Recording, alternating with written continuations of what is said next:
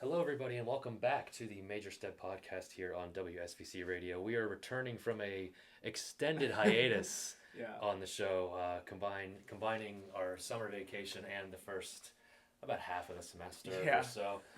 Took us a little bit to get things back up and running here, but we're both very happy to be back. I'm joined again in this semester by my co-host Colt Easterling. Colt, good to be back. Yeah, absolutely good to be back. Take a little break, but back better than ever. Excited to get back on the mics again. Yeah, absolutely. We've gone over a couple changes at the radio. We're adjusting some scheduling, how we're gonna do things. So that's taken up just a little bit of time, but we're looking to make a couple changes to this show too. I think Mm-hmm. starting off, this episode's gonna be a little bit different just because we have not scheduled anybody to come on for this episode, but. Generally, I think we're going to be looking for a little bit more student input Correct. on the show, depending a little bit on which major it is. Maybe we do a couple student interviews instead of both a staff and a student interview. Not that the Mm-hmm. staff and administrative view is not important, but to any prospective students listening, any anything you hear from the staff is going to be the same across the board. They tend to have Generally. some rehearsed speeches about what their departments are and stuff. So Yeah, some a variety of student input I think is better suited for this show. absolutely. So today we're going to discuss the communications department. As I mentioned, we don't have any guests today, but my co-host Colt is a member of the communications department here at St. Vincent. He is in the fall semester of his senior year, Yes, so sir. getting ready to head on out of here soon, just like I am. But we figured for the first episode, we keep it a little bit more simple and just I would chat with Colt about the department.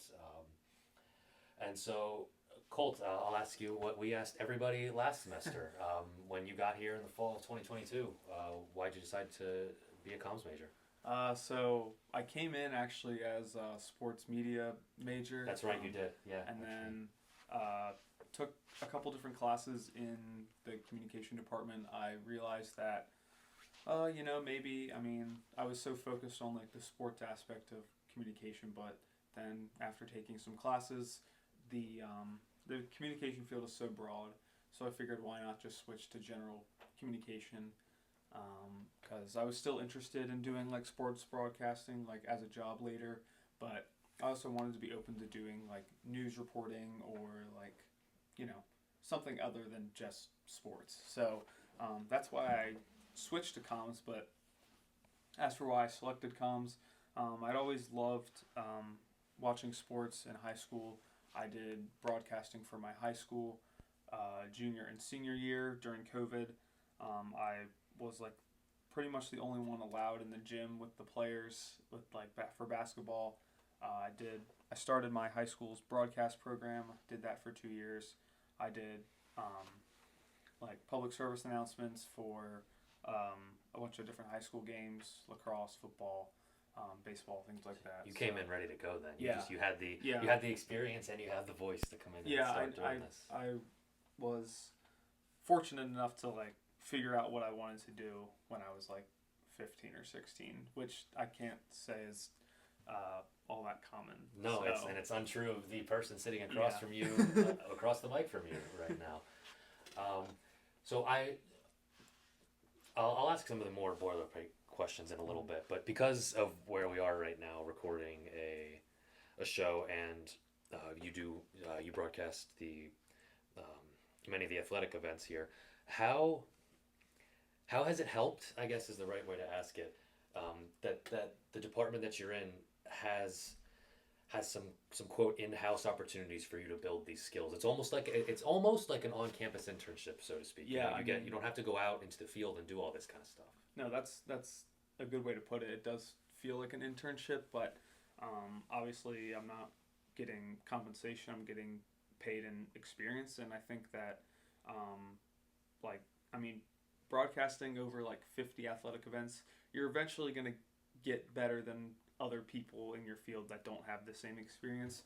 Even if they do have like better grades, they went to a higher end school. They went to Sure.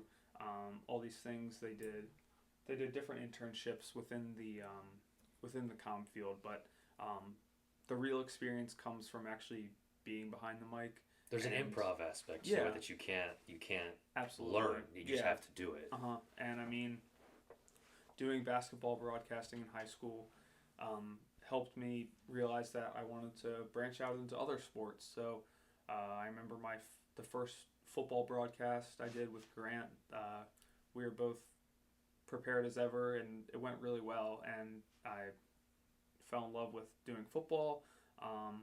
I did baseball earlier on, which was one of the first sports I fell in love with watching.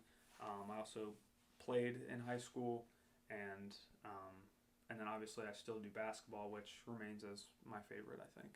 That's got to be a fun one to call, I feel, and it's like professional announcers too, with the exception of, I guess, perhaps calling the Super Bowl. Like, you feel like even local basketball announcers seem to they get really into it because it's a very fast paced sport, especially here with the team that we have.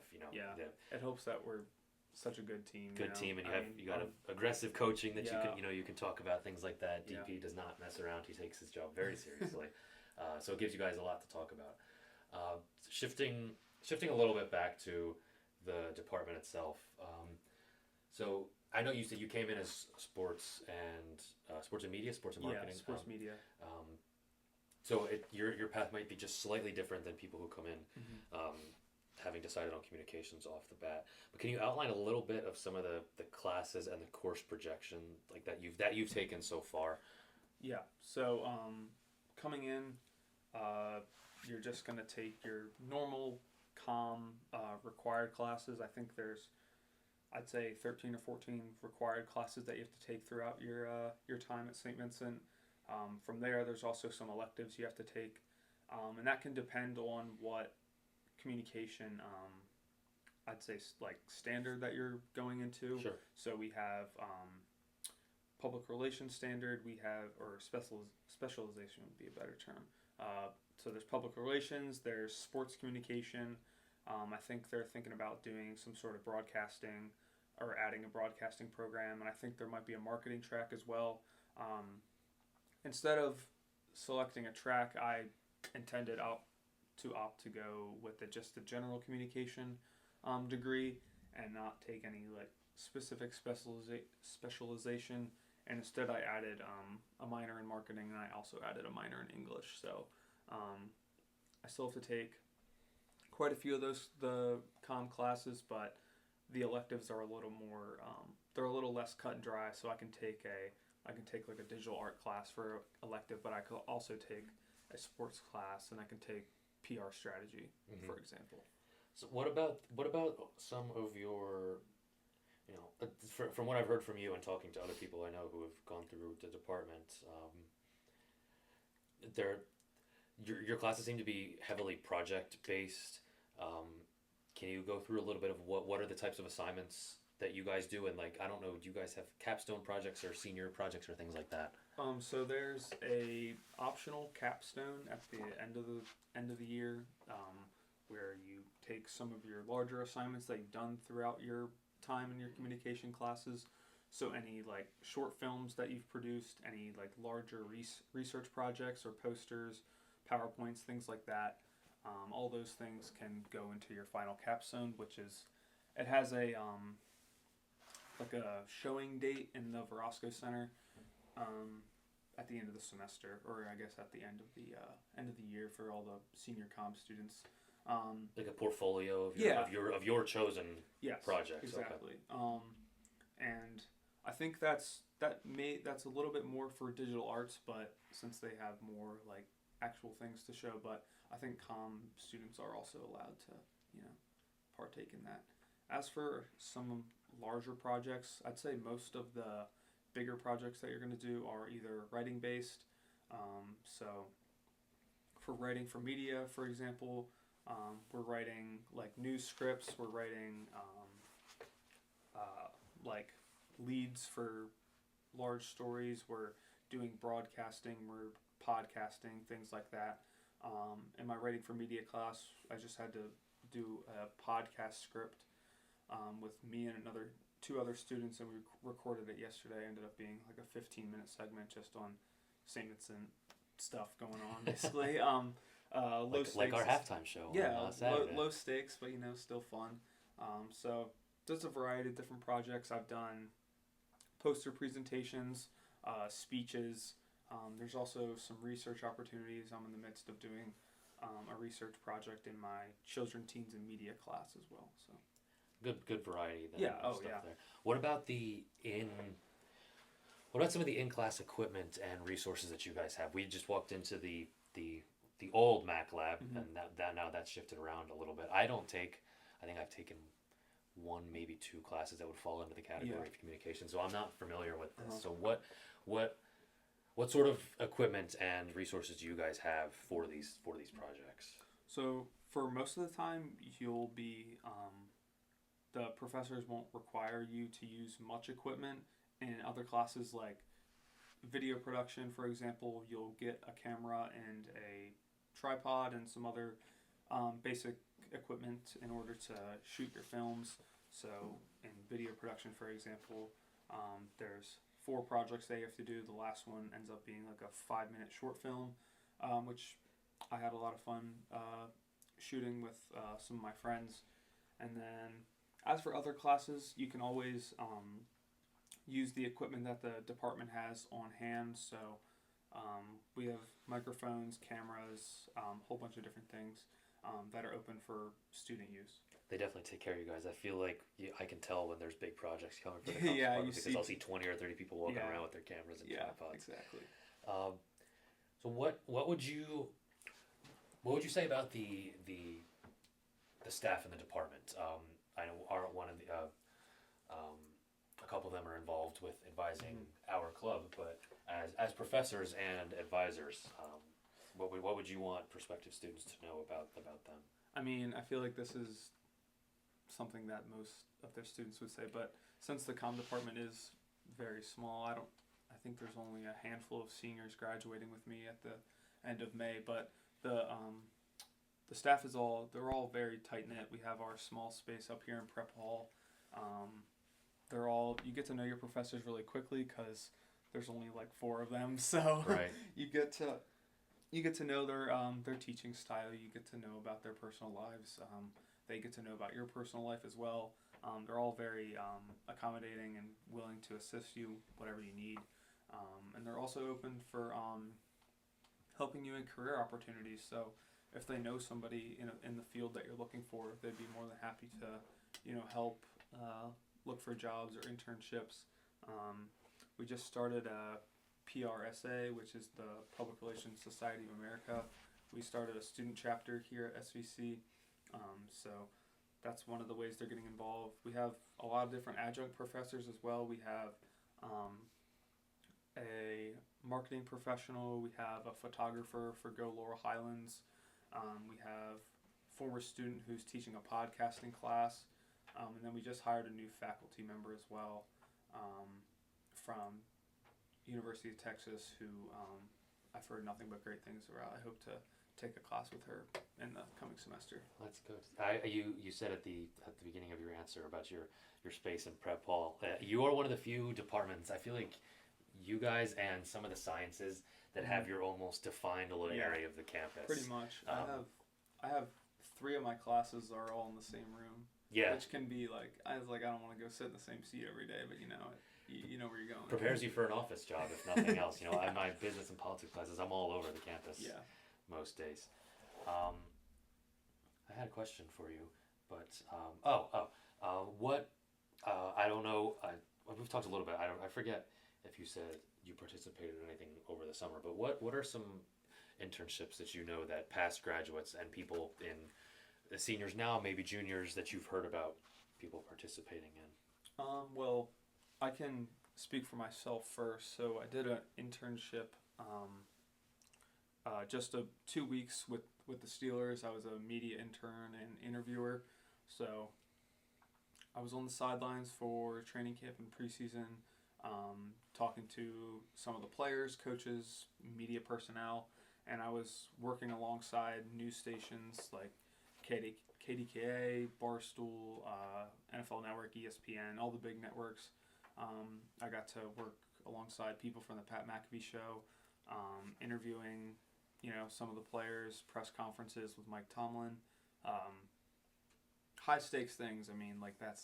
That's as high a level as you can get in the sports world, pretty much. Absolutely. Other than being on the sidelines of an actual game, it's preseason training camp. That's like where a lot of the news stories stem from. Mm-hmm. So that's big stuff, and that was a really, really great experience.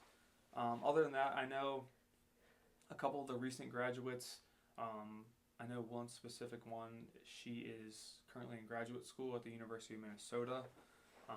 So obviously grad school is an option. There's a lot of great grad schools for comm, especially in the area. Duquesne has a great news station. Carnegie Mellon's obviously another great school for all things, but communication especially. But yeah, I know a couple of the other students that were in the class below me. They also worked with the Steelers, but they were doing more like videography, film type stuff. And then, there's, plenty of opportunities outside of sports as well. So. Right. I think that's all I have for you today. This was going to be a little bit of a quicker one, but I think you gave a good outline of the department. I do want to highlight your broadcast events over the next couple of weeks. I don't know if football is home this weekend. I don't know. You know your schedule better than I would. So our next live broadcast will actually be basketball. It's November 8th against Carlo. I think that's just the men's. I don't think the ladies play against Carlo that same night. That's usually what ends up happening though. So basketball, Carlo at 8 p.m. in the Carey Center. And then after that, I think we take a break from basketball, go back to football for the Bearcats' final home game against, I think, Westminster on the 15th of November. Okay, all right. And then as for our show, we hope to get back to weekly published shows as much as we can. Things come up here and there, but as we mentioned at the beginning of the show, there'll be a little bit less of a set format for the show. I think we'll sort of put something together depending on what the major is. If we think it deserves some more complex interviews or some staff input or something like that, we will adjust accordingly. And we don't have a schedule put together yet for which majors we're looking to do. So if anybody has anything in particular, please leave a comment somewhere or reach out. Yes, exactly. I don't have anything else, Colt. If you want to add anything, if I missed anything you wanted to share about the department. I don't think so. I just want to say that there's plenty of different options for things that you can accomplish in the comm department. You can go into sports, public relations, even research and higher ed. So there's plenty of different directions it can take you. You don't have to, have your occupation figured out post-grad at 15 like I did. So, I'm sure there's plenty of students that still are unaware of what they want to do with the communication degree that they're getting. But, just know that that's fine. And, all the resources are here at St. Vincent to assist you in that. That's about all I have. Well, cool. Thanks for playing both the interviewee and host this week. That's a hard combo to do. Absolutely. I don't have anything else, so thanks for listening into the first episode of the Major Step Podcast this fall semester. We'll talk soon.